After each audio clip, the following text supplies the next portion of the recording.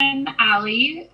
If you watched my tour 2 years ago, I did a tour on tiny home tours. We are still living in our tiny home, and I'm happy to do a podcast today and chat with you guys. Awesome. So, can you touch base and let people know, like, where you're at because you are living full time in a tiny home community? Because when I first met you, you were actually on the road, you had a truck, and you were going from spot to spot. But now you've settled in one location in a tiny home village. How has that transition been for you in terms of constantly moving versus being in a tiny home community? Yeah, so we built the tiny house with the intention 100% to travel with it. I honestly, when we built it, never even dreamt that I would be parked in one spot living in the tiny house. And so that's been a transition, but it all just kind of happened organically.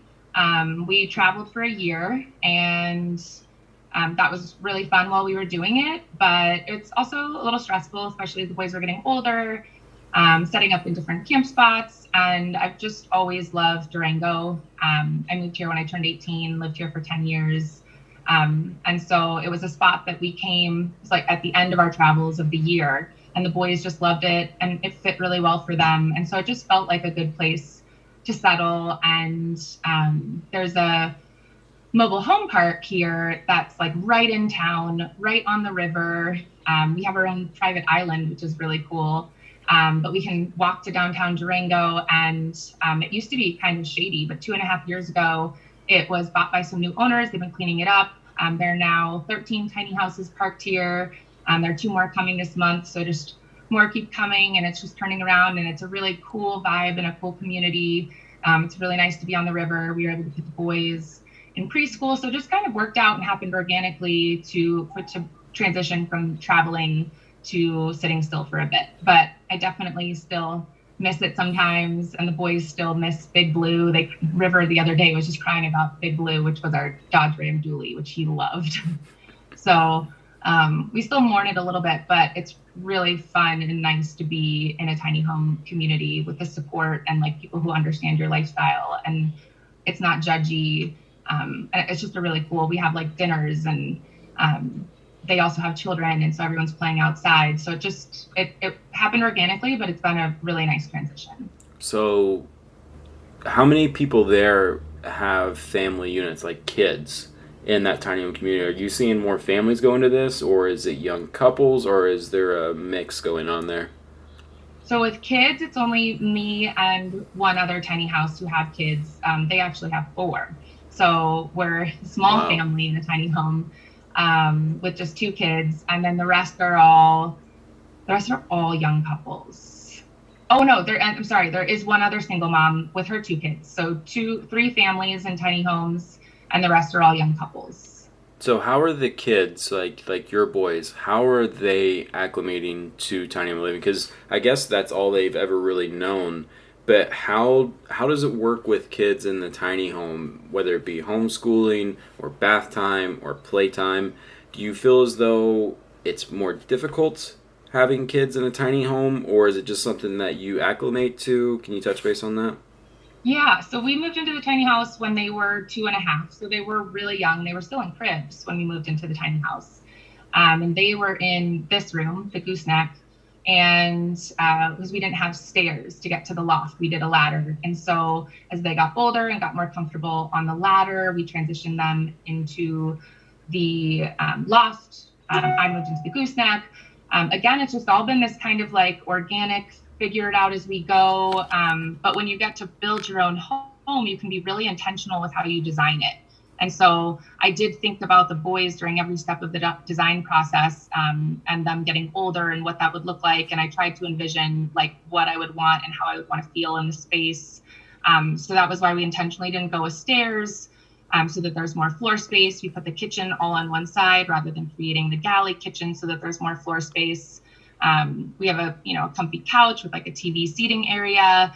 I knew I'd want to do baths, so we designed it with a bathtub. So it still feels very much like a traditional home. We just have less floor space, I guess. And so we have less toys and less stuff, which is honestly nice. And we were just at a friend's house, and, I kind of chasing after my kids, wondering where they are and what they're doing. And so I feel like it's like a give and take. Like there are probably some sacrifices people have to make in a traditional home with kids because they're probably getting into shit you don't want them getting into. But I know exactly what my kids are getting into, when they're getting into it, what they're doing. We're kind of up each other's butts all the time. And I mean, if you love your family, that's just the way it is. We did send them, I was with my boys until they were 3.5, 100% all the time. And then they were in daycare like 2 or 3 days a week. And then they went to school 4 days a week. They started preschool this past year. So it was nice to start to get those little bits of time away from them. And then Corona happened and now they're just home all the time. So again, it's very much to do tiny living. It's just very much about like, especially with kids, like going with the flow and like recognizing that you don't have control over everything and letting things go, but that's life too. And so you make do with what you have, and not just make do, but like make the best of it.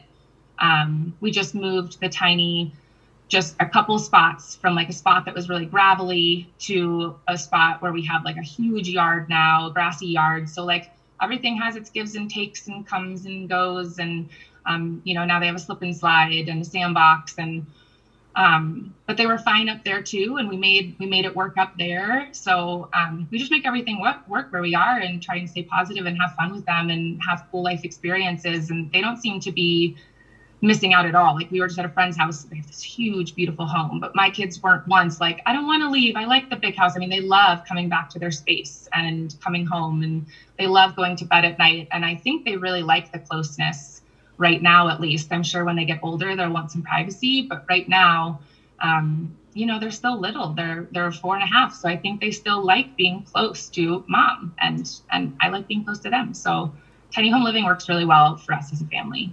What, if any, plans do you have when they get older, and if they need their own space? Do you foresee yourself doing something different, like getting a, not a normal size house, which I think average is like 2,200 square foot, but do you see yourself moving out of the tiny when they get older, or is that just something that you don't really plan for right now? Yeah, so from the tour that I did with you 2 years ago, a lot of my YouTube comments were like, man, that chick is really OCD and type A. And yes, I am. I acknowledge it, y'all. And I like a clean house. And so the tiny home living is really wonderful for a personality like me because I can keep it clean. So I do foresee maybe moving into like 1,000 square foot home, ultimately down the line in maybe a few years. But I don't think I'll ever go bigger than that because I do really like a tidy space. I like living minimally. I like having less stuff. One of the boys is very large, very big guy. My dad was 6'5". I think he got that same gene because he's going to be big. So he won't fit in the loft. He won't fit in this house if he's 6'5". So we'll definitely be getting a bigger home eventually, but we should fit here for a couple more years, and our location just can't be beat, and having like this community is wonderful. So I kind of want to ride it out as long as I can. And it's hard to know what the future holds. I would love, to maybe get like 1,000 square foot place. If I could dream my like perfect dream, I would want like some property, an acre or two, 1,000 square foot house, use the tiny house as either like an Airbnb or when friends and family come to visit. So they could kind of have their own private space, which would be nice for people to come and visit. So that would be my dream. We'll see if I can make that a reality. But that would be really cool. Have you found the tiny home, like staying in one spot? Because obviously on the road, you got the diesel, you got the maintenance, the house is bouncing around. It's a whole different animal. But being in one spot, living in a tiny home village, do you feel as though it's been cost effective for you? Like, because most tiny home villages, some of them you can actually buy the land, but most of them you pay monthly. Has that been working out fairly well for you? We are paying monthly. It's not awesome, obviously, but our location is so killer, and I love the tiny home community. So it's just like a give and take right now. I'm willing to pay to have the community and to have this location. Like we don't drive for days at a time. We just jump on our bikes. We're right on the river trail. We can ride to all the restaurants and shops when they finally open again. And we hike to the beach on the river. Like we're just in such a killer location that it's so worth it.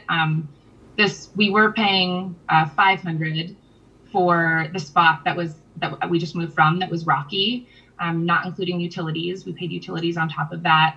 And then the new spot where we have a big yard, we're paying 600, and plus utilities. And I'm okay with it right now. My boys are happy and I'm happy. I love the location. So it's totally worth it. I don't know what the future holds, but right now it works out. I honestly, I mind the management more than I mind like the paying right now. I don't love, like, you're being told constantly, like, people like coming over and nitpicking about like a toy being out or a bike being out. That bugs me way more than paying them $600 a month. I wish I could pay them $600 a month and now like leave me the fuck alone. I totally get it. There's a like in Phoenix, there's not many places to park your rig, and there's a dry camping spot that's like $20 a night north of town. So whenever I go to Phoenix for business or I need to film or whatever, and they're always nitpicking, I'm just like, dude, I will give you $50 a night just to leave me alone. Like, you don't have to come up, knock on my door, and check my pass because there was something just a little bit on the edge of the slip saying that I could be there. Like, it's just like, come on, leave me alone. I want to hang out. I totally get that. In terms of utilities, what are typical utilities like living in a tiny home village? And I know it's seasonal. But on average, how much is it for utilities? So when I was up at the old spot, it was called Tiny Town, and we didn't have individual meters. We had individual meters for water, but not for electric. And so we were just all on the same one, and they just split it evenly. I honestly think the other tiny housers were happy. I mean, they love us. We're all close, but like, I think they're happy to have us come down to a metered spot because our tiny home does have the washer dryer, the combo, which is electric, and I have it going all day, every day. It takes a whole day to do one load. So I just like throw in a small load every morning. And that's my routine. And then I have the mini split, and which does heat, and a lot of them just have like a little wood stove or something. So I'm sure my electric was like making everyone's go up a little bit. Now in the new spot, I'm metered, but I haven't gotten one of the bills yet. But in Tiny Town, when we were splitting, I think the highest was probably with water and electric, maybe 100 one month. And then I have propane for our stove, our oven, and our hot water heater. And that was the biggest shock, actually, because I was used to just refilling it. I knew to check it like every 7 weeks, because at like 2 months we'd empty. And so I could $40, 2 tanks over 2 months. But I'd never lived in the winter in a tiny house. And so in a month, I like just filled it 3.5 weeks earlier, and I ran out when it got cold. So something's happening with like the cold. I ran out of propane faster. So I made sure to fill every month during the winter. So that was an extra $40. During the summer, I'm back to every 2 months, which is so interesting. Yeah, I mean, it's definitely one of those things where, for me, I've noticed that heating takes more fuel, because in my bus I have a diesel heater, and it's about 1.3 gallons is 24 hours of use on low. And you're just, the sun goes down, especially in winter, goes down around 5 or 6. You kick that thing on, you go to bed around 10 or 11, and those hours just add up a lot quicker than you'd think. Well, I don't heat with it. I only do stove, oven, and hot water heater. So I'm not taking more showers. Wasn't baking more.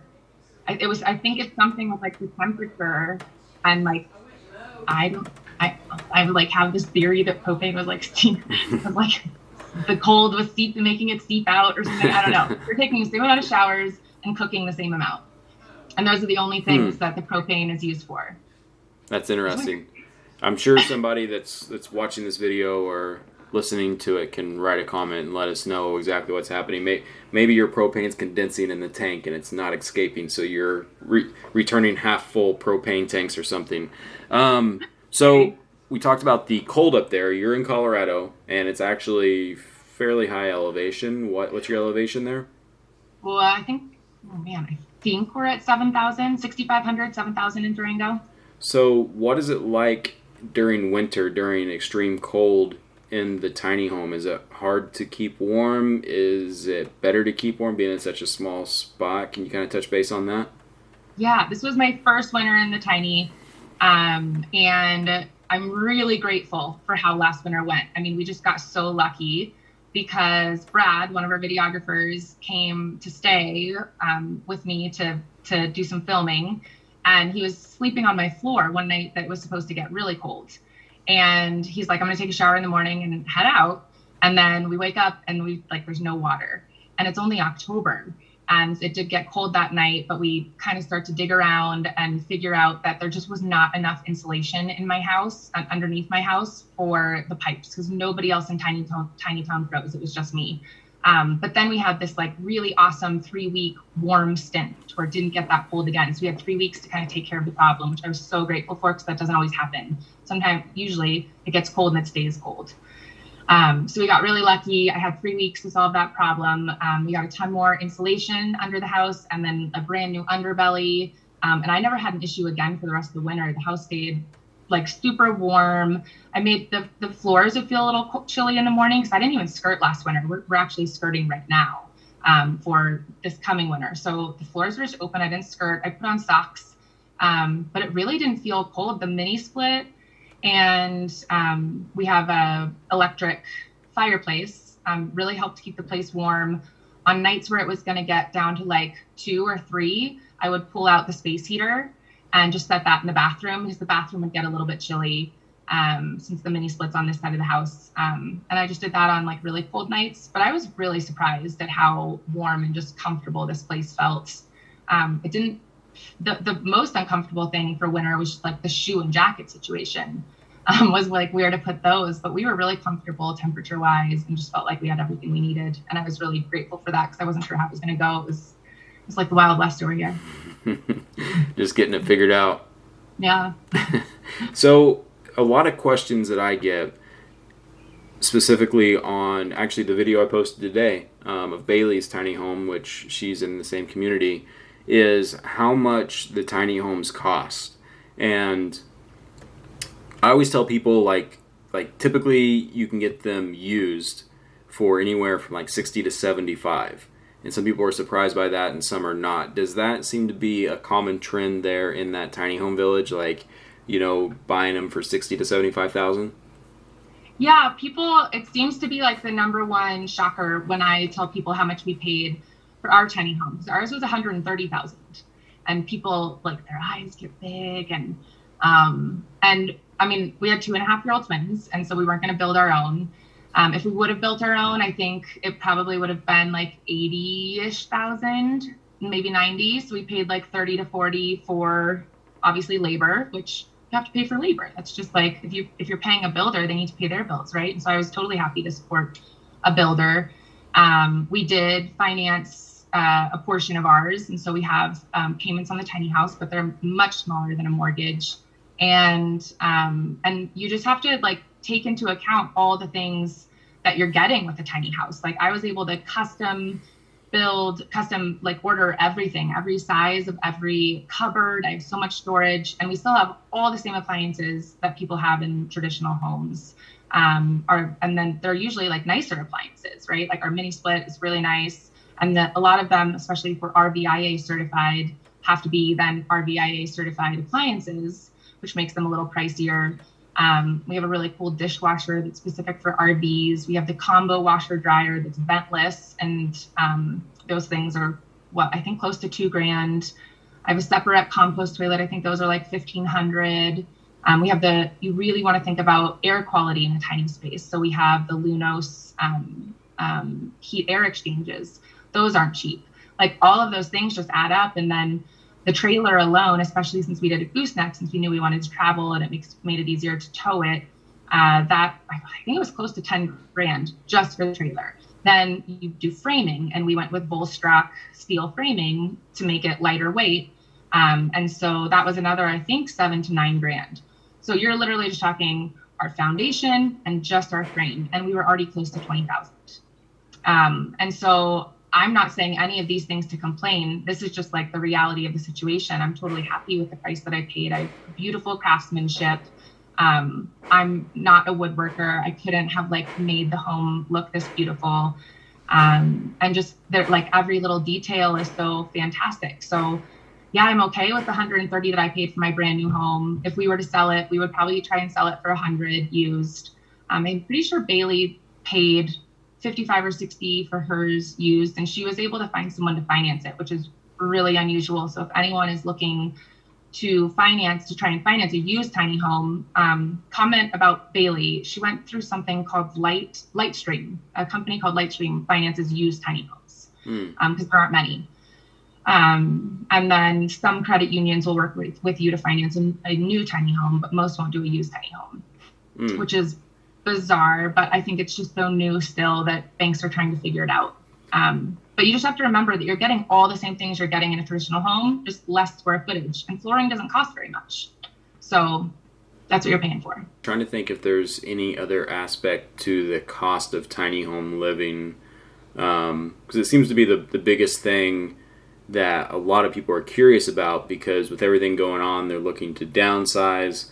They're looking for alternative options. And I think people would scoff though, we pay more than, we also live in an expensive place, but with our tiny home payments and the lot rent, I'm paying $1,600 a month to live in my tiny home, but I live downtown Durango on the river.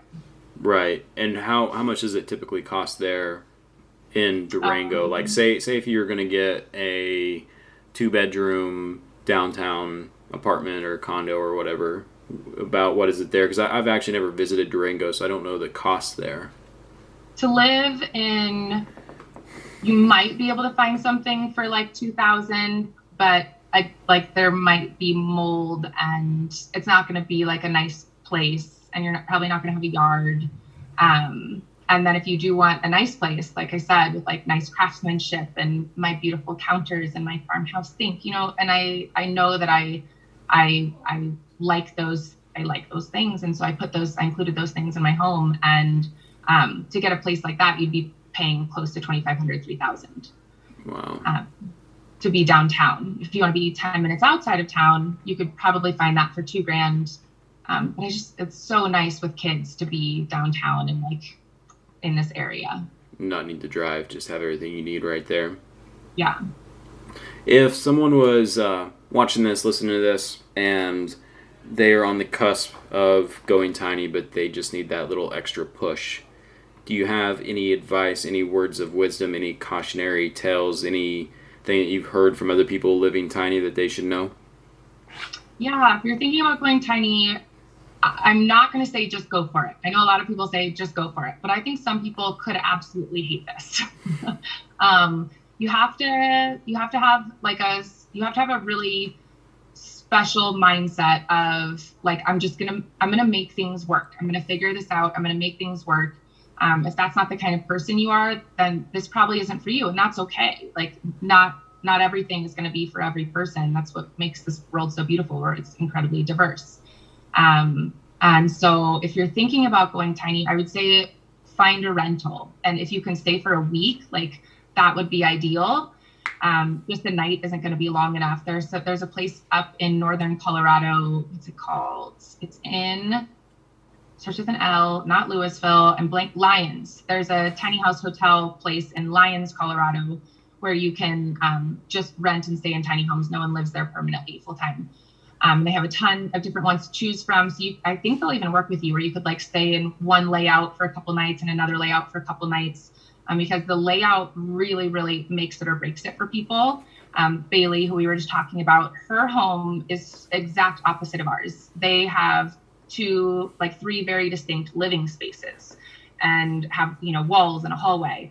And we very intentionally did this really open floor plan. But again, that means you're always in each other's space. And Bailey's husband is self-proclaimed much more introverted. And so he knows he needs some of his alone time. And so they're able to offer that to each other in that space. Whereas in this space, it's not as easy. And so you really want to spend time in a space and figure out first of all, how you want your layout to be. And that's probably the most crucial, but also what you need and what you want. And there's a big difference between need versus want. I know we all want a lot of things, but in a tiny space, you're not gonna be able to have all of that. So you have to be willing to make some sacrifices, and spending time in a space will allow you to gauge okay, I need a big countertop, right? I love to bake. I know I need a lot of cooking space, but maybe you can get creative and think I can have a flip up counter space, which is what we have on the other side of the kitchen. So when I'm going crazy with muffins, I flip that up and I can use that space as well, but it's not there. It's not permanent. And so you just really want to think about all of these like little ways you can get creative to make the space work for you if this is what you really want. And then spend time in the space to make sure that it's something that you can make work for yourself. So when it comes to your tiny house, what's been your favorite part that you added that is your favorite part about the tiny home? And what was built into it that is your least favorite that you wish you wouldn't have done? Oh, that's such a good question. I still do not regret my giant bathroom. I love bathroom time. I like will spend an hour in there at night, like slowly. It's like my mama time right after the boys have gone to bed. I know they're like asleep and good.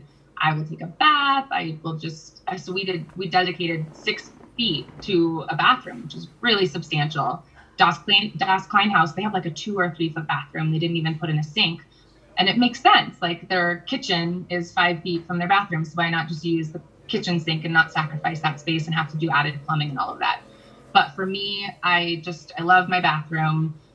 So it's still my most favorite part of the tiny, and I don't regret it. And I love having a bathtub and being able to take baths myself. The thing that I regret, I love my closet, but I did not think that one through. I have a really large closet, according to others, in a tiny home. I'm not a capsule wardrobe girl, and so I have a dream where we like renovate the gooseneck. I want to like push this wall back and basically create like kind of a second loft so that I would be sleeping basically where I'm talking to you right now, where my computer is, on top of the refrigerator is where my bed would go. And I would then that would all be enclosed. And then this whole space could be open space. And that would kind of do the same thing as what Bailey has, where I could have like a little separate seating area for myself. The boys are playing in the living room. And that would just be nice, like fiddle around on my guitar or journal, and not be sitting on a bed. Like I'd love to just put like a beanbag in the corner or a little desk. And so that's the one thing I regret. No one had designed a tiny house like that yet though. And so it's just a part of the process. I feel like this, people like Tracy's tiny house, everyone who walks in that, is like, oh, this is literally the design this was so popular 3 years ago. And people just keep getting more innovative and more creative. And so that's just kind of the process and the name of the game. But if I did do that with my bed, I'd be able to bump out the top part of my closet so that I could actually like see my closet, and it could actually be a shimmy closet. Like I've always joked that it is. It could be like a little walk-in closet. And that's like a couple grand. And so someday I'll hopefully be able to make that dream a reality as well, because I feel like that would seriously improve my quality of life. But again, it's not something that I can't change. And so I'm grateful for that too. It's like a couple of grand fix, and then I can create that space for myself as well. So there's nothing that I did that I regret that I can't change. Awesome. So if someone were to have questions for you, want to reach out to you, what is the best way for them to follow what you're doing or get in touch with you? So if you'd like to reach out to me on Instagram at Tiny House Twin Travels. With the boys home as much as they are. I haven't been as active, but hopefully I'll be back to you guys soon. Awesome. Thank you so much for your time. I appreciate it. Thank you, Chris.